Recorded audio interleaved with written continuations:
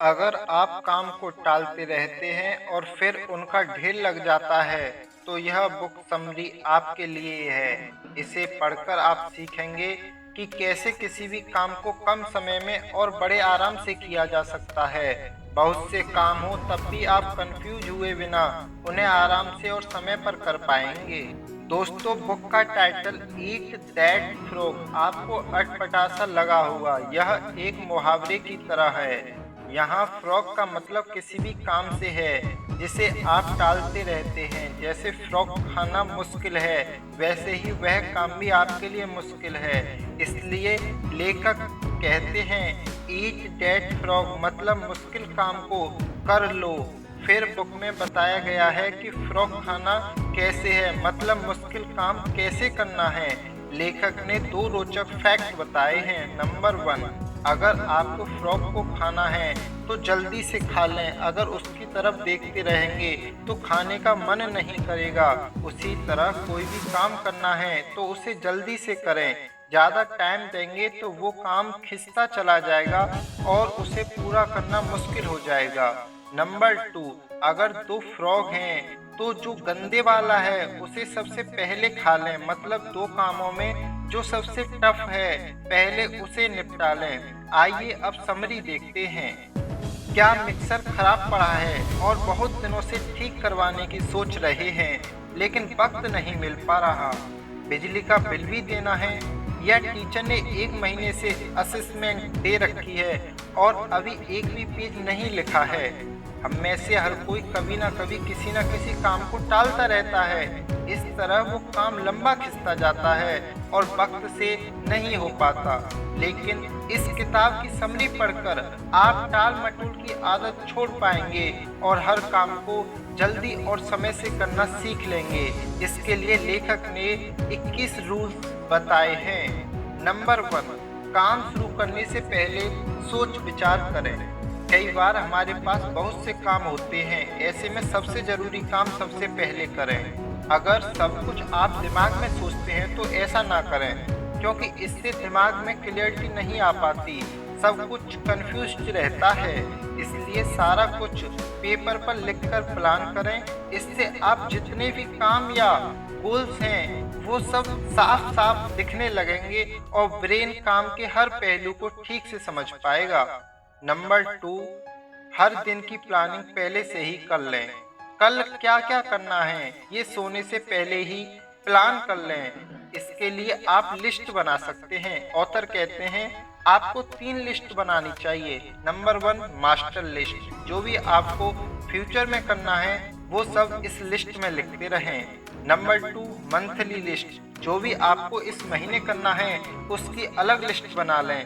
Number 3, weekly list, जो भी इस हफ्ते करना है उसकी लिस्ट बना लें। इससे आपको अपने काम साफ साफ दिखेंगे और आप कोई भी काम भूलेंगे नहीं। आपकी प्रोडक्टिविटी भी 10 गुना बढ़ जाएगी। नंबर 3, 80/20 का रूल हर चीज में लगाएं। सबसे पहले ये देख लें कि कौन से काम टॉप 20% में आते हैं, मतलब सबसे ज़्यादा इम्पोर्टेंट हैं, पहले उन्हें कर लें, ना कि उन 80% कामों में उलझे रहें जो अभी इतने इम्पोर्टेंट नहीं हैं। मान लीजिए कल बिजली के बिल की लास्ट डेट है, लेकिन आप घर का पेंट करने में बिजी हैं, तो सबसे पहले पेंटिंग रोककर बिजली का बिल भरें। पेंटिंग तो बाद में भी हो जाएगी, लेकिन अगर बिल नहीं भरेंगे तो पेनल्टी लगेगी। नंबर 4, परिणामों के बारे में पहले ही सोच लें। मान लीजिए आपको टीचर ने टेस्ट दिया है, लेकिन आप किसी गेम की प्रैक्टिस में बिजी हो जाते हैं। इससे हो सकता है कि आपके पास टाइम ना बचे और आप टेस्ट की तैयारी ना कर पाएं। तो पहले ही इसके परिणाम को सोच लें। टेस्ट में आपके मार्क्स कम आएंगे। गेम प्रैक्टिस या तो आप एक दिन बंद कर सकते हैं या टेस्ट के बाद थोड़ी सी कर सकते हैं। इसलिए यह जरूर सोचें कि कौन सा काम है जिसे अगर समय पर ना किया जाए तो नतीजे अच्छे नहीं होंगे। इससे आप उस काम को जल्दी करने की सोचेंगे।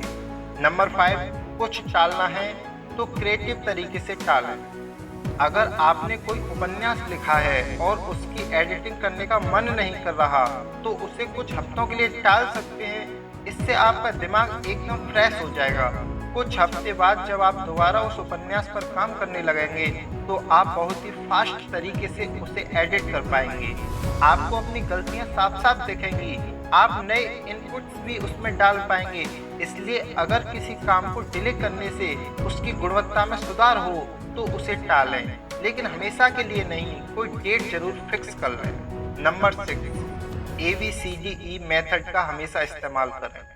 ऑथर ने सब कामों को सरलता से निपटाने का एक तरीका दिया है जिसे वे ABCDE मेथड कहते हैं। मान लीजिए आपको दिन भर में 10 काम करने हैं, तो सबसे पहले सब कामों की लिस्ट बना लीजिए। फिर जो काम सबसे जरूरी है उनके आगे A लिख दीजिए, जो काम थोड़े कम जरूरी हैं उन कामों के आगे B लिख दीजिए और कम जरूरी कामों के आगे C लिख दीजिए। ऐसा ही सब कामों के साथ करते जाइए।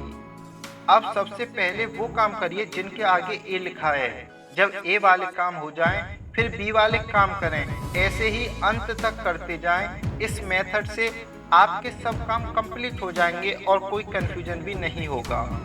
जैसे अगर आपको गाड़ी में पेट्रोल भरवाना है और सब्जी लानी है, तो पहले देखिए क्या किसी को अर्जेंटली गाड़ी तो नहीं चाहिए। अगर हाँ, तो वो काम कैटेगरी A का हुआ। सबसे पहले आप उसे करिए, यानी पहले गाड़ी में पेट्रोल भरवाइए, सब्जी तो बाद में भी आ जाएगी। यह फॉर्मूला तब बहुत काम आता है जब आपको एक साथ बहुत से काम आ जाते हैं। कंपनी के मालिकों के बारे में सोचिए, उन्हें एक साथ इतने लोगों से डील करना पड़ता है। Production, management, finance, human resource, वो लोग हर काम कैसे करते होंगे? वे लोग ऐसे ही मेथड्स यूज करते हैं। अगर आप भी कभी बिजनेस लगाएं तो ऐसी बुक्स जरूर पढ़ें, कभी बिजनेस फेल नहीं होगा। नंबर 7, रिजल्ट देने वाले एरिया पर ज़्यादा ध्यान दें। किसी काम से आपको जो रिजल्ट चाहिए आप उस पर ज़्यादा ध्यान दीजिए। जैसे अगर आपको अपने ब्लॉग के लिए ज़्यादा ट्रैफिक चाहिए तो सबसे पहले आपको ब्लॉग पोस्ट लिखने पर ध्यान देना होगा, ना कि कॉम्प्लिकेटेड SEO में। पहले पोस्ट लिखिए, SEO बाद की बात है। Number 8, apply the law of 3 का नियम लगाएं। 3 का रूल कहता है कि आपको लाइफ की 3 जगह को संभालना होता है। नंबर 1 घर, नंबर 2 दफ्तर और नंबर 3 समाज। हर प्लेस के लिए टाइम बांट लीजिए। कुछ लोग टाइम मैनेजमेंट करना नहीं जानते, दफ्तर का काम घर ले आते हैं। इससे आप फैमिली को टाइम नहीं दे पाओगे, बच्चों के साथ खेल नहीं पाओगे, पेरेंट्स से बात नहीं कर पाओगे, स्पाउस को भी नहीं टाइम दे पाओगे। समाज में आपके दोस्त, रिश्तेदार या पड़ोसी आते हैं, उनके लिए भी जरूर टाइम निर्धारित करें। तीनों के लिए टाइम का बैलेंस बनाएं। नंबर 9, शुरू करने से पहले सब कुछ तैयार रखें। कुछ भी स्टार्ट करना है तो उसकी पहले से तैयारी कर लें। एक्सरसाइज करनी है तो पहले ही कपड़े चुन लें, पानी की बोतल तैयार कर लें, जगह चुन लें। ऐसे ही ब्लॉग शुरू करना है तो बेसिक कोर्स कर लें, डोमिनेशन और होस्टिंग ले लें, बेसिक SEO सीख लें। तैयारी से करेंगे तो सफलता जरूर मिलेगी। नंबर 10, एक बार में एक ही बोरा उठाएं। कोई बहुत बड़ा काम हो तो उसे कैसे करेंगे? जैसे अनाज से भरा ट्रक कैसे खाली किया जाता है? मजदूर एक टाइम में एक ही बोरा उठाते हैं। इसलिए आप भी सारा काम एक साथ ही ना करने लगें। अगर ब्लॉग पोस्ट लिखनी है तो लगातार 2 घंटे ना बैठे, इससे आप बोर हो जाएंगे या थक जाएंगे। इसलिए काम को बांट लें। सुबह 30 मिनट लिखें, फिर 10 मिनट का ब्रेक लें, उसके बाद 20 मिनट और लिखें। ऐसे ही शाम को 1 घंटा लिखें। इससे आप बड़े आराम से कोई भी ब्लॉग पोस्ट लिख लेंगे। नंबर 11, जो चीज़ आती है उसे और ज़्यादा सीखें। अगर आपको बेसिक राइटिंग आती है तो उसे और ज़्यादा परफेक्ट करने की कोशिश करें। इसके लिए डेली लिखने की प्रैक्टिस करें। अगर एक्सरसाइज करते हैं तो उसे और इम्प्रूव कर लें। अगर आप 20 पुशअप्स लगा सकते हैं तो 30 तक ले जाएं। इसी तरह बढ़ाते रहें। ऐसा ही किसी भी काम में कर सकते हैं। नंबर 12, अपने टैलेंट का फ़ायदा उठाएं। हर किसी में कोई ना कोई टैलेंट जरूर होता है, उसे पहचानें और फ़ायदा उठाएं। अगर अच्छे खिलाड़ी हैं तो ऑफिस में अपने कॉलीगों को भी टिप्स दे सकते हैं या वहां उस गेम का कल्चर शुरू करवा सकते हैं। लिखने का शौक है तो ब्लॉग शुरू कर सकते हैं। बातचीत में निपुण हैं तो सेल्स एंड मार्केटिंग में आपको फ़ायदा मिल सकता है। नंबर 13, अपनी रुकावटों का पता कर लें। अगर आप किसी काम को नहीं कर पाते तो यह देखें कि आखिर रुकावट कहाँ पर है। एक्सरसाइज न कर पाने का रीजन हो सकता है सुबह उठने का मन न करता हो। अगर ऐसा है तो शाम को कर लीजिए या सुबह अलार्म लगा लीजिए। रात को जल्दी सोना भी कारगर हो सकता है। फिल्म ऑडिशंस में सफल नहीं हो रहे हैं तो अपनी एक्टिंग स्किल्स पर और मेहनत कीजिए। कोई थिएटर या एक्टिंग स्कूल ज्वाइन कर लीजिए। इसी तरह किसी भी काम की रुकावटें ढूंढिए, फिर उस प्रॉब्लम्स को सॉल्व करने की कोशिश कीजिए, वह काम आसानी से हो जाएगा। नंबर 14, खुद पर प्रेशर डालें। किसी भी काम को जल्दी करने के लिए थोड़ा प्रेशर जरूरी होता है। आपको याद होगा कि जब स्कूल में टीचर टेस्ट रखते हैं तभी हम लेसन याद करते हैं, अपने मन से कभी याद नहीं करते क्योंकि टीचर के कहने से हम पर प्रेशर आ जाता है। तो यही ट्रिक है, किसी को काम देना है तो उसे डेडलाइंस दे दें और बता दें कि काम बहुत जरूरी है। बीच में रिमाइंडर भी देते रहें और मोटिवेट भी करते रहें। नंबर 15, अपनी खूबियों का पूरा प्रयोग करें। हर व्यक्ति में खूबियां भी होती हैं और खामियां भी। अपनी खूबियों का इस्तेमाल करें और खामियों को इम्प्रूव करने की कोशिश करें। अगर SEO आता है तो ब्लॉगिंग में ट्रैफिक बढ़ाने के लिए इसका इस्तेमाल करें। राइटिंग में कमजोर हैं तो राइटिंग के ब्लॉग पढ़कर सीखें, फिर डेली कुछ ना कुछ लिखें, बहुत इम्प्रूवमेंट होगा। सुबह जल्दी उठने की आदत है तो रनिंग के लिए निकल जाइए या एक्सरसाइज कर लें, हेल्थ अच्छी रहेगी, इससे काम करने में भी दिल लगेगा। नंबर 16, एक्शन लेने के लिए खुद को मोटिवेट करें। हमेशा पॉजिटिव सोचें और अपने आप को मोटिवेट करते रहें। जैसे बहुत से ब्लॉगर 3 महीने में ब्लॉगिंग छोड़ देते हैं, वे सफल नहीं हो पाते, लेकिन जो हमेशा खुद को मोटिवेट करते रहते हैं और 6 महीने या 1 साल तक लगे रहते हैं, उन्हें रिजल्ट जरूर मिलता है। इसलिए कभी भी किसी काम को करते हुए रुकें नहीं, बीच में रेस्ट ले लें, धीरे ही सही लेकिन आगे की ओर बढ़ें, पीछे की ओर नहीं। नंबर 17, टाइम वेस्ट करने वाली टेक्नोलॉजी से दूर रहें। हमारे बहुत से काम समय पर नहीं हो पाते क्योंकि आजकल हम बहुत सा टाइम इंटरनेट पर वेस्ट कर देते हैं। अगर यूट्यूब पर ब्लॉग का वीडियो देखने जाते हैं तो थोड़ी देर बाद सॉन्ग देखने पड़ते हैं, फिर किसी कॉमेडी वीडियो पर नज़र पड़ जाती है, फिर किसी यूट्यूबर का ब्लॉग या ट्रैवल वीडियो देखने लग पड़ते हैं। मतलब कोई लिमिट ही नहीं है। इसी तरह 4 से 5 घंटे वेस्ट कर देते हैं। यही हाल टीवी का है, लोग एक के बाद एक सीरियल या प्रोग्राम देखते रहते हैं और अब तो नेटफ्लिक्स और दूसरे OTT का भी बोलबाला है। बच्चे तो PUBG और फ्री फायर का भी पीछा ही नहीं छोड़ते। इस तरह कोई क्रिएटिव काम करने के बजाय हम टेक्नोलॉजी की चीज़ों पर टाइम वेस्ट कर देते हैं। ये सब भी ज़रूरी है लेकिन इनका टाइम लिमिट कर देना चाहिए। डिसाइड कर लीजिए कि डेली 1 घंटा यूट्यूब पर वीडियो देखूंगा। जैसे ही 1 घंटा खत्म हो जाए यूट्यूब से बाहर आ जाइए, फिर अपने काम पर लग जाइए क्योंकि कल फिर यूट्यूब के लिए 1 घंटा मिल जाएगा।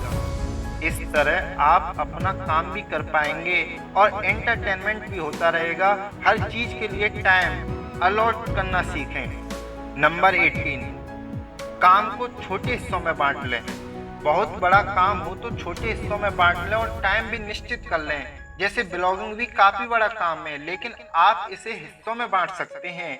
जैसे पहले हफ्ते डोमेन और होस्टिंग खरीदें और थीम अपलोड कर लें। 1 महीने में 20 क्वालिटी पोस्ट लिखें, 2 महीने बाद SEO करना शुरू करें। इस तरह करेंगे तो बहुत आसान लगेगा। कुछ लोग पहले ही दिन से SEO में घुस जाते हैं। वे सोचते हैं कि पहले ही दिन से ट्रैफिक आ जाएगा, तो ऐसा बिल्कुल नहीं है। कुछ लोग SEO में इतना उलझ जाते हैं कि उनके पास ब्लॉग पोस्ट लिखने का टाइम भी नहीं बचता। फिर हड़बड़ी में एक रद्दी सी पोस्ट लिख देते हैं। ऐसी पोस्ट कौन पढ़ेगा?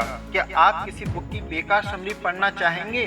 Number 19, create large chunks of time. Time को बड़े बड़े हिस्सों में बांट लें, टाइम को भी डिवाइड कर लें। हर काम के लिए टाइम अलॉट कर दें। मान लीजिए आप जॉब करते हैं, साथ ही आप एक नोवेल लिखना चाहते हैं और साथ ही कोई ब्लॉग भी शुरू करना चाहते हैं, तो पहले टाइम डिवाइड कर लीजिए। सबसे इम्पोर्टेंट जॉब है 9 से 5, उसे दे दीजिए, या आपका कोई अदर टाइम हो सकता है, क्योंकि नोवेल के पब्लिश होने के चांस बहुत कम होते हैं। इसलिए 1 साल ब्लॉग को दे दीजिए, क्योंकि ब्लॉग से कमाना आसान है। इससे आपके पास इनकम का अच्छा सोर्स हो जाएगा। अगले साल नोवेल लिखना शुरू कर सकते हैं।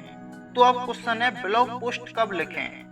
मान लीजिए 9 से 5 तो आप जॉब करेंगे, तो दोस्तों आप 1 घंटा सुबह लिखें और 1 घंटा शाम को।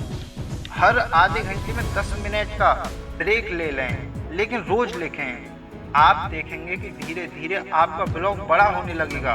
1 साल के अंत तक आप 100 से 200 अच्छी पोस्ट लिख लेंगे।